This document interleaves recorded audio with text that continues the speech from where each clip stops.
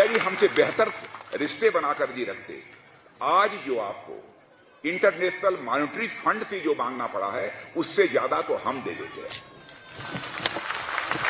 India के defence minister Rajnath Singh की तरफ से एक जवाब के साथ एक वार्निंग, एक धमकी और साथ में बहुत कुछ उन्होंने शामिल कर दिया है। उन्होंने ऑफर दी है और बहुत बड़ी ऑफर दी है कि भाई हम आईएमएफ से बड़ा बेल आउट पैकेज देंगे। ये पहला मुझे मुल्क लगता है या पहली कौम हम लगते हैं और सियासतदान लगते हैं कि जब कर्ज मिलता है तो खुश होते हैं। इकोनॉमी के बारे में आप बात करने वाले कौन हो? पाकिस्तान को टेररिस्ट स्टेट करार देने वाली की बात करने वाले आप लोग कौन होते हैं? सबसे बड़ा टेररिस्ट तो खुद मोदी है, जिसको इंडिया के मुसलमानों ने और बिलखुसूस अकलीतों सब अकलीतों ने उसे करार दिया कि ये कसाब है, ये टेररिस्ट है। वो चाय बेचने वाला जो है, ये कोई ढकी छुपी बात तो नहीं है सना, आप जानती हो अच्छी तरह। मेरी बात सुने, हम बार बार ये बात क्यों करते हैं कि नरेंद्र मोदी एक चाय बेचने वाला? भाई वो अपने मुल्क को कहां से कहां लेकर चला गया और अभी तक हम इसी छोटी सोच से निकल पा रहे। पाकिस्तान क्या। Hey guys, welcome back to new video. आप देख रहे हैं global news Hindi. I hope आप सब बहुत अच्छे होंगे। दोस्तों, हमारे रक्षा मंत्री राजनाथ सिंह के बयान से पूरे पाकिस्तान में बवाल मचा हुआ है। उन्होंने कहा कि पीओके में घुस के हम मारेंगे पाकिस्तानियों को अगर जरूरत पड़े तो। फिर ये बात भी उन्होंने कहा कि जो पाकिस्तान बार बार आईएमएफ के पास जाता है, नाक रगड़ता है, तब कुछ चंद पैसा पाकिस्तान को मिल जाता है आईएमएफ की तरफ से। अगर वही पाकिस्तान भारत के साथ अच्छा रिश्ता बनाए रखता तो उससे कहीं ज्यादा बेल आउट पैकेज हम लोग दे देते, क्योंकि उससे कहीं ज्यादा जम्मू कश्मीर के डेवलपमेंट में हम लोग खर्च कर देते हैं। अब उसके बाद तो पाकिस्तान में मच गया है बवाल। कुछ पाकिस्तानियों का कहना है कि वो कौन होते हैं हमारे बारे में ऐसे बोलने वाले। तो आइए देखते हैं पाकिस्तानियों का रिएक्शन। लेकिन वीडियो में आगे बढ़ने से पहले चैनल पर नए हैं, चैनल को सब्सक्राइब कर ले और बेल आइकॉन प्रेस करें ताकि लेटेस्ट वीडियो का नोटिफिकेशन आपको सबसे पहले मिले। तो आइए देखते हैं आज का ये वीडियो। इंडिया के डिफेंस मिनिस्टर राजनाथ सिंह की तरफ से एक जवाब के साथ एक वार्निंग, एक धमकी और साथ में बहुत कुछ उन्होंने शामिल कर दिया है। क्योंकि राजनाथ सिंह ने जम्मू कश्मीर में खड़े होकर जो तकरीर की है उसके अंदर उन्होंने पाकिस्तान को कहा है घुस कर मारेंगे। देखिए, अब ये जो घुस के मारने का सिलसिला है, वैसे तो ये काफी बार कही जा चुकी है बात। ये कोई ऐसा नहीं है कि फर्स्ट टाइम ही ये बात वो कह रहे हैं। ये अब कई लोगों ने कई बार कह दिया, लेकिन इस बार जो वो ये कह रहे हैं घुस कर मारेंगे, तो उनका ये कहना था राजनाथ सिंह का कि ये नया हिंदुस्तान है और ऐसा नहीं है कि सिर्फ इंडिया के अंदर से ही हमला हो, बल्कि इसके बाहर जाकर जहां जहां पर दहशतगर्द पहुंचेंगे, यहां पर कोई ऐसी वारदात करके उनको हम वहां पर जाकर घुस कर मारेंगे पाकिस्तान के अंदर। ये कहा उन्होंने, वार्न किया, धमकी दी है पाकिस्तान को। तो देखिए ये जो हालात हैं वो किस तरफ जा रहे हैं। मतलब कि ये जो है ना, ये मैंने पहले कहा था कि आप एक स्पीच किया आपने, अब आप देखिए शहबाज शरीफ साहब कि वो एक स्पीच का जवाब जो है ना आपको कितनी बार मिलता है, और उस जवाब में सिर्फ यही नहीं कहा जा रहा बल्कि जो और कहा है वो मैं आपको जरा बताती हूँ। क्योंकि ये बात तो अपनी जगह पर कि उन्होंने कहा कि घुस के मारेंगे राजनाथ सिंह ने, लेकिन साथ में उन्होंने ये कहा है कि पाकिस्तान जिस आईएमएफ के पैकेज के लिए मिन्नतें कर रहा है आईएमएफ की, उससे कहीं ज्यादा तो हम जम्मू एंड कश्मीर में दे देते हैं। हमने लगा दिया है जम्मू कश्मीर में, उससे कहीं ज्यादा पैसा जो बेल आउट पैकेज है पाकिस्तान का, उससे कहीं ज्यादा जम्मू कश्मीर के लिए हमने पैसा रखा है। ये उनका कहना था राजनाथ सिंह का। मैं आपको जरा उनकी वो स्पीच के कुछ पॉइंट्स सुनवाई देती हूँ, क्योंकि आपको पता है मैं जब भी किसी की बात करती हूँ, चाहे वो इंडिया से हो या पाकिस्तान से, मेरी कोशिश होती है कि उनकी वो जो स्पीच है वो भी आप सुन लें कि ये बात हम नहीं कह रहे, उन्होंने कही है। जरा देखिए वो क्या कह रहे हैं। मोदी जी जम्मू कश्मीर के लिए 2014-15 में ही एक स्पेशल पीएम पैकेज उन्होंने दिया था, जो आज बढ़ते बढ़ते वह पीएम पैकेज 90,000 करोड़ तक का हो गया है।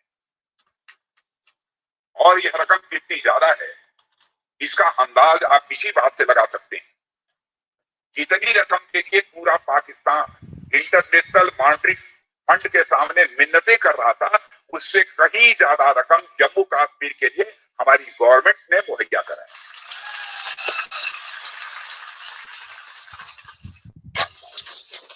लेकिन पाकिस्तान को यह भूलना नहीं चाहिए कि नया हिंदुस्तान है, दहशतगर्दी के खिलाफ हम सरहद के इस तरफ ही नहीं, जरूरत होगी तो सरहद के इस पार भी जाकर मुकाबला कर सकते हैं। आज ये हिंदुस्तान है और जो लोग सरहद के उस पार बैठकर हिंदुस्तान को नुकसान पहुंचाने का मंसूबा बना रहे हैं, मैं दोस्तों आपको बताना चाहता हूं और उनको मैं साफ साफ ये बता देना चाहता हूं कि अगर भारत में कोई बड़ी आतंकी वारदात हुई वो जहां बैठे होंगे वहां हम खुश कर मारेंगे, हम आपको विश्वास दिलाएंगे।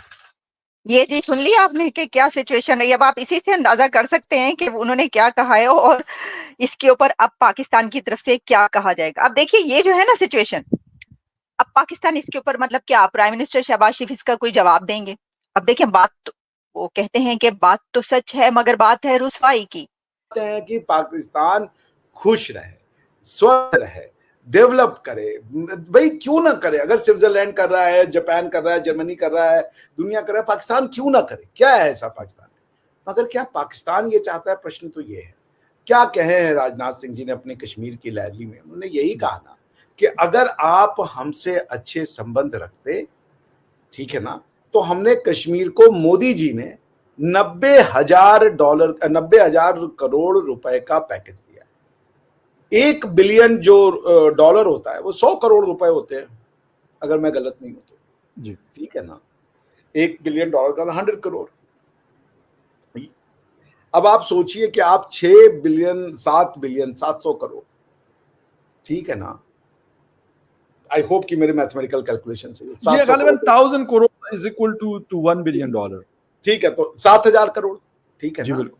अब फिर 7,000, तो 7,000 करोड़ के लिए क्या अभी इस बेल आउट पैकेज के साथ क्या बोला है आईएमएफ ने? आप 1.5 लाख गवर्नमेंट जॉब्स को काटेंगे, कम करेंगे। एग्जैक्टली, बिल्कुल। आप 6 मिनिस्ट्री कम कर देंगे। खत्म इस पैसे करने लेके आप क्या करेंगे? बिल्कुल। भाई पैसा आदमी लेता है कि नौकरी क्रिएट करे। अगर वो पैसा लेके आपको नौकरियां बंद करनी है, मैं तो मना कर देता। मजीद टैक्स लगाएं, ये बोल रहे हैं। तो आप सोचिए, ये पैसा आप लेकर के आप अपने देश का भला कर रहे हो। ये तो कोई तकाबुल नहीं है शहबाज शरीफ साहब का और वो फॉरेन अफेयर JS शंकर हो या मोदी सरकार हो, उन्हें चूंकि वास्ता पड़ा इस दफ़ा अपने गुलामों से, तो वो ये सारी की सारी बातें कर सकते। कोई लॉबिंग नहीं थी, कोई तैयारी नहीं थी पाकिस्तान के प्राइम मिनिस्टर की या फॉरेन अफेयर्स वालों की, इसलिए। और ये मेरा ख्याल है ये वन साइडेड है सारे का सारा। अच्छा। क्योंकि ये हमारी जो गवर्नमेंट, जो मौजूदा फॉर्म 47 की गवर्नमेंट है, पाकिस्तान के अवाम अच्छी तरह से जानते हैं कि ये अमेरिका की ग़ुलाम है और बिल्कुल इंडियन प्रो गवर्नमेंट है, इसलिए उन्हें खुल के बोलने का मौका मिला। काश आज इमरान खान होता UN के अंदर और उसकी टीम होती, तो फिर हम JS शंकर को बताते कि भाई पाकिस्तान की इकॉनमी के बारे में आप बात करने वाले कौन हो? पाकिस्तान को टेररिस्ट स्टेट करार देने वाली की बात करने वाले आप लोग कौन होते हैं? सबसे बड़ा टेररिस्ट तो खुद मोदी है, जिसको इंडिया के मुसलमानों ने और बिलखुसूस अकलीतों, सब अकलीतों ने उसे करार दिया कि ये कसाब है, ये टेररिस्ट है। वो चाय बेचने वाला जो है, ये कोई ढकी छुपी बात तो नहीं है सना, आप जानती हो अच्छी तरह। मेरी बात सुने, हम बार बार ये बात क्यों करते हैं कि नरेंद्र मोदी एक चाय बेचने वाला, भाई वो अपने मुल्क को कहां से कहां लेकर चला गया और अभी तक हम इसी छोटी सोच से निकल पा रहे। हम बार बार तनकीद करते हैं कि वो एक चाय बेचने वाला है, तो फिर 2-4 चाय बेचने वाले पाकिस्तान में भी होने चाहिए जो पाकिस्तान को लीड कर सकें। अच्छा, मेरी चाय बेचने वाले से मुराद आपने गलत ली है, ठीक है।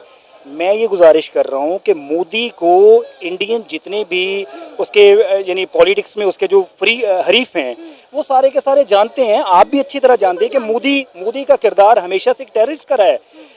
तो ये था आज का वीडियो। आज के वीडियो के बारे में आप क्या सोचते हैं, अपनी राय कमेंट में जरूर दीजिएगा। वीडियो अच्छा लगता है तो लाइक शेयर कर दे, चैनल पर नए चैनल को सब्सक्राइब भी कर ले और बेल आइकॉन भी प्रेस करें ताकि लेटेस्ट वीडियो का नोटिफिकेशन आपको मिलता रहे। तो फिर आपसे मिलता है अगले वीडियो में। अपना ख्याल रखें। जय हिंद, जय भारत।